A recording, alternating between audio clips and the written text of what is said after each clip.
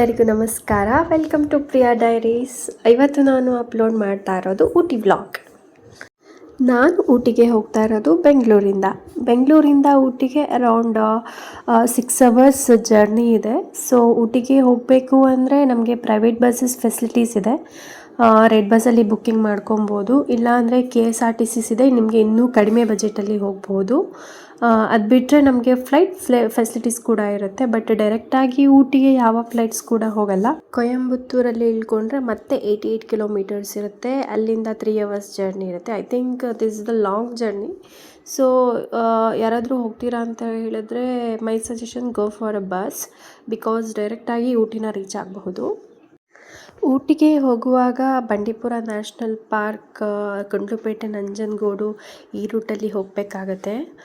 So ಹೋಗೋವಾಗ ನಮಗೆ ತುಂಬ ಸುಂದರವಾದಂತಹ ವ್ಯೂಸ್ಗಳು ಕಾಣಿಸುತ್ತೆ. Because Nanjangud, Gundlupet, Bandipur national park is a big forest. So ತುಂಬ ಪ್ರಾಣಿಗಳು ನೋಡೋಕ್ಕೆ ಸಿಗ್ತವೆ. ವೆದರ್ ಕೂಡ ತುಂಬ ಕೋಲ್ಡ್ ಆಗಿರುತ್ತೆ, ತುಂಬ ಗ್ರೀನರಿ ಇರುತ್ತೆ. ಆ್ಯಂಡ್ ಇನ್ನೊಂದು ಏನು ಅಂದರೆ ಬಂಡೀಪುರ ನ್ಯಾಷನಲ್ ಪಾರ್ಕ್ ಈ ರೂಟಲ್ಲಿ ಹೋಗುವಾಗ ಜಾಸ್ತಿ ವೆಹಿಕಲ್ಸ್ಗಳು ಯಾರೂ ಸ್ಟಾಪ್ ಮಾಡಲ್ಲ. ಬಿಕಾಸ್ ಫಾರೆಸ್ಟ್ ಆಗಿರೋದ್ರಿಂದ ಏನಾದರೂ ಪ್ರಾಣಿಗಳು ಬರ್ಬೋದು, ಅಟ್ಯಾಕ್ ಮಾಡ್ಬೋದು ಅಂತ. ಸೊ ಆಲ್ಮೋಸ್ಟ್ ಆಗಿ ಯಾರೂ ಫೋಟೋಸ್ ತೊಗೊಳ್ಳೋದು ಆ ಥರ ಏನೂ ಮಾಡಬಾರ್ದು. ಈಗ ನೀವು ನೋಡ್ತಾ ಇರುವಂಥದ್ದು ಇದೆಲ್ಲ ಪೈನ್ ಫಾರೆಸ್ಟ್, ಅಂದರೆ ಪೈನ್ ಮರಗಳು. ಬಿಕಾಸ್ ಊಟಿ ಇರುವಂಥದ್ದು ತಮಿಳ್ನಾಡಲ್ಲಿ ನೀಲಗಿರಿ ಬೆಟ್ಟಗಳು, ಅಂದರೆ it is famous for a pine trees and Nilgiri ಮರಗಳು ತುಂಬ ಫೇಮಸ್ ಇರುತ್ತೆ ಊಟಿಲಿ. ನಾವು ಊಟಿಗೆ ಹೋಗಿರೋದು ಡಿಸೆಂಬರ್ ಮಂತಲ್ಲಿ, ಬಿಕಾಸ್ ವಿಂಟರ್ ಸೀಸನ್. ವೆದರ್ ಕೂಡ ತುಂಬ ಚೆನ್ನಾಗಿರುತ್ತೆ. ಡಿಸೆಂಬರಿಂದ ಫೆಬ್ರವರಿ ತನಕ 3 ತಿಂಗಳು ಕೂಡ ತುಂಬ ಕೋಲ್ಡ್ ಆಗಿರುತ್ತೆ. ಸೊ ಆಲ್ಮೋಸ್ಟ್ ಈಗ ನಾವು ಊಟಿಗೆ ರೀಚ್ ಆದ್ವಿ.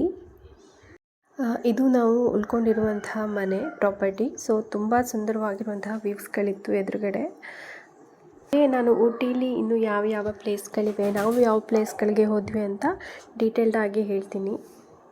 ನಾವು ಟ್ರಿಪ್ ಪ್ಲ್ಯಾನ್ ಮಾಡಿರೋದು 2 ಡೇಸ್ಗೆ.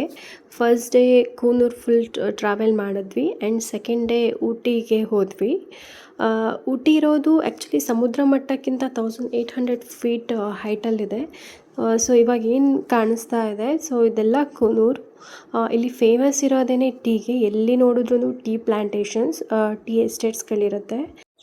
ಆ್ಯಂಡ್ ಇನ್ನೊಂದು ಮೇನ್ ಥಿಂಗ್ಸ್ ಏನಂದರೆ, ನಾವೀಗ ಊಟಿಗೆ ಹೋಗಬೇಕು ಅಂದರೆ ನಮ್ಮದೇ ಓನ್ ವೆಹಿಕಲ್ ಇದ್ರೂ ಇನ್ನೂ ಒಂದು ಆಪ್ಷನ್ಸ್ ಇದೆ. ಸೊ ಈಗ ವೆಹಿಕಲ್ ಇಲ್ಲದೆ ಇರೋರು ಕೂಡ ಹೈರ್ ಮಾಡ್ಕೊಬೋದು. 2 ವೀಲರ್ಸ್ ಇರುತ್ತೆ, 4 ವೀಲರ್ಸ್ ಇರುತ್ತೆ. ಅಥವಾ ನಾವು ತುಂಬ ಜನ ಇದ್ದೀವಿ ಅಂತ ಹೇಳಿದ್ರೆ ಇಲ್ಲಿ TT ಫೆಸಿಲಿಟೀಸ್ ಕೂಡ ಇರುತ್ತೆ. ನಾರ್ಮಲ್ ಆಗಿ ಒಂದು 2 ವೀಲರ್ಸ್ಗೆ 500ಇಂದ 1000 ರುಪೀಸ್ ಒಳಗಡೆ ಬಿಲೋ ಇರುತ್ತೆ. ಆ್ಯಂಡ್ ನೀವು TTಲಿ ಹೋಗ್ತೀರಾ ಅಂದರೆ 7000ಇಂದ ಸ್ಟಾರ್ಟ್ ಆಗುತ್ತೆ. ಯಾಕಂದರೆ ತುಂಬ ಜನ ಇರ್ತಾರೆ, ಸೊ ಶೇರಿಂಗ್ ಮಾಡ್ಬೋದು. ಸೊ ಈ ಥರ ಫೆಸಿಲಿಟೀಸ್ ಕೂಡ ಇರುತ್ತೆ. ಆ್ಯಂಡ್ ಇನ್ನೊಂದೇನು ಅಂದರೆ ಊಟಿಲಿ ಪ್ಲಾಸ್ಟಿಕ್ ಬ್ಯಾನ್ ಮಾಡಿದ್ದಾರೆ. ಸೊ ನಾವು ಜಾಸ್ತಿ ಪ್ಲಾಸ್ಟಿಕ್ನ ಕ್ಯಾರಿ ಮಾಡೋಂಗಿಲ್ಲ, ಎಲ್ಲಂದ್ರಲ್ಲಿ ಬಿಸಾಕೋಂಗಿಲ್ಲ. ತುಂಬ ಸ್ಟ್ರಿಕ್ಟಾಗಿ ಊಟಿಲಿ ರೂಲ್ಸ್ ಫಾಲೋ ಮಾಡ್ತಾರೆ. ನೆಕ್ಸ್ಟ್ ನಾವು ಹೊರಟಿರೋದೇ ಟಾಯ್ ಟ್ರೈನ್ ಎಕ್ಸ್ಪೀರಿಯೆನ್ಸ್ ಮಾಡೋಕ್ಕೆ. ನೀವು ಊಟಿಗೆ ಹೋಗ್ತೀರಾ ಅಂದರೆ ದಯವಿಟ್ಟು ಯಾರು ಟಾಯ್ ಟ್ರೈನ್ನ ಮಾತ್ರ ಮಿಸ್ ಮಾಡ್ಕೊಬೇಡಿ. Because one of the best experience ಅಂತಲೇ ಹೇಳ್ಬೋದು. ಸೊ IRCTC ಮೂಲಕ ನೀವು ಟಾಯ್ ಟ್ರೈನ್ ಬುಕ್ಕಿಂಗ್ ಮಾಡ್ಕೊಬೋದು ಆನ್ಲೈನಲ್ಲಿ. ಸೊ ಹೋಗೋದಿದ್ರೆ ಒಂದು 1 or 2 ಮಂತ್ಸ್ ಮೊದಲೇ ಬುಕ್ಕಿಂಗ್ ಮಾಡ್ಕೊಳ್ಳಿ, ಯಾಕಂದರೆ ಸೀಟ್ ಸಿಗಲ್ಲ.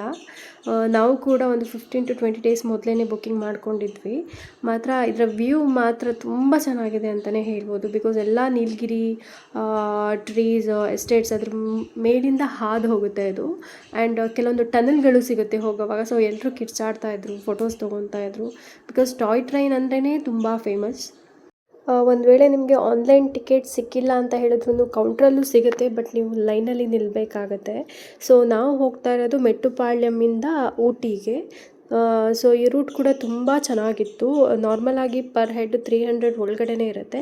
ಇಲ್ಲಾಂದರೆ ನಿಮ್ಗೆ ಫಸ್ಟ್ ಕ್ಲಾಸ್ ಬೇಕು ಅಂತ ಹೇಳಿದ್ರೆ 600 to 700 ರುಪೀಸ್ ಇರುತ್ತೆ.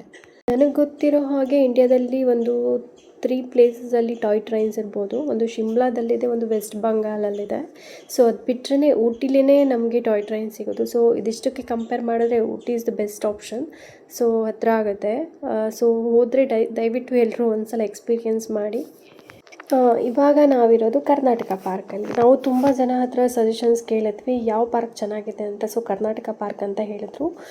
ಒಂದ್ಸಲ ಆದರೂ ವಿಸಿಟ್ ಮಾಡಿ, ಬಿಕಾಸ್ ತುಂಬ ಚೆನ್ನಾಗಿದೆ. ಐ ಥಿಂಕ್ ನಾನು ನೋಡಿರೋದ್ರಲ್ಲೇ one of the big park ಅಂತಲೇ ಹೇಳ್ಬೋದು. ಅಲ್ಲಿ ಕೂಡ ಹ್ಯಾಂಗಿಂಗ್ ಬ್ರಿಡ್ಜ್ ಇದೆ.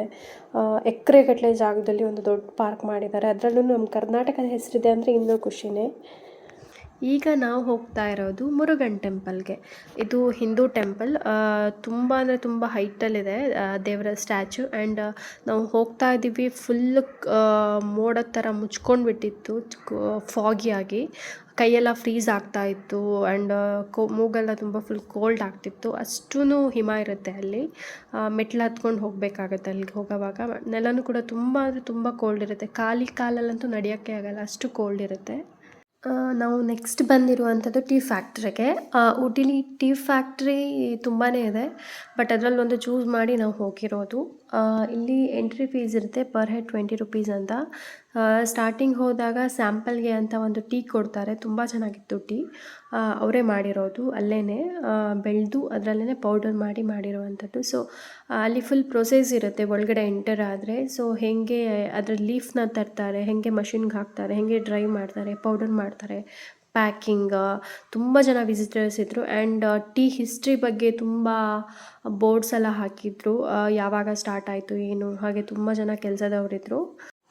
ಮತ್ತು ಇಲ್ಲೊಬ್ಬರು ಅಂಕಲ್ ನಮಗೆ ಎಕ್ಸ್ಪ್ಲೈನ್ ಮಾಡ್ತಾಯಿದ್ರು, ಸೊ ಅದು ಯಾವ ಥರ ರೆಡಿ ಮಾಡ್ತಾರೆ ಏನು ಅಂತ. ಸೊ ನೆಕ್ಸ್ಟ್ ನಾವು ಬಂದಿರೋದು ಚಾಕ್ಲೇಟ್ ಫ್ಯಾಕ್ಟ್ರಿಗೆ. ಪ್ಯೂರ್ ಚಾಕ್ಲೇಟ್ ಸಿಗುತ್ತೆ ಊಟಿಲಿ. ಜಾಸ್ತಿ ಶುಗರ್ ಮಿಕ್ಸ್ಡ್ ಆಗಿರಲ್ಲ, ಬಟ್ ಕೆಲವೊಂದು ಆಲ್ಮೋಸ್ಟ್ ಕಹಿ ಇರುತ್ತೆ, ಬಿಕಾಸ್ ಅದು ಪ್ಯೂರ್ ಆಗಿರುತ್ತೆ.